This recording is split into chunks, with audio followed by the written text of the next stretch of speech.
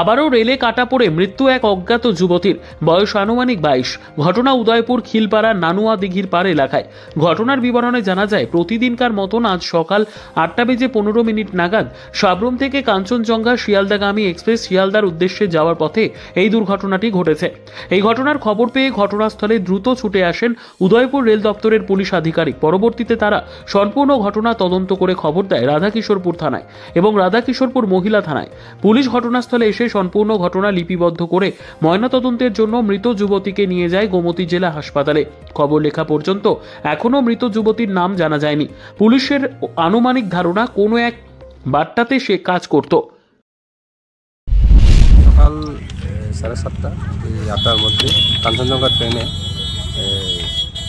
আগরতলা যাইতেছিল। কাঞ্চনজঙ্ঘা ট্রেন উদয়পুর থেকে আগরতলা।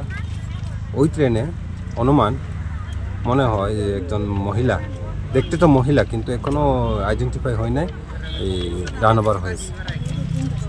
আমি ওসি আরকেপুরে ইনফর্ম করেছি এবং ওসি আরকেপুর ওমেন পিএসে ইনফর্ম করেছি। ওমেন পিএস স্টাফ আসছে, তারা আসলে কেসটা ইনভেস্টিগেশন করবে।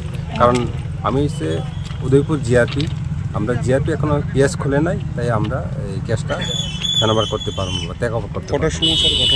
ঘটনাটা অনুমান 7:30।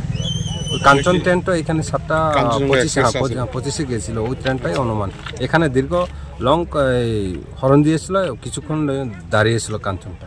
তো এরপরে আমার এসএসএ মেমো দিয়েছে, তো আমি এখানে এসেছি, স্পটে এলাম, দেখলাম একজন ডেড বডি, আননোন, এখন পর্যন্ত আইডেন্টিফাই হয় নাই। রেল চলাচল ব্যবস্থা কি এখন কি টোটালি না, এখন যতক্ষণ পর্যন্ত এই বডিটা ট্রেক থেকে সরানো হবে না ততক্ষণ রেলটা বদ্ধই থাকবে। পরে আমি ক্লিয়ারেন্স দিব, যেহেতু স্টাফ আসতেছে, তারা আছে, যদি টেক ওভার করে তখন আমি ক্লিয়ারেন্স দিব যে রেল চলাচল করা যায়।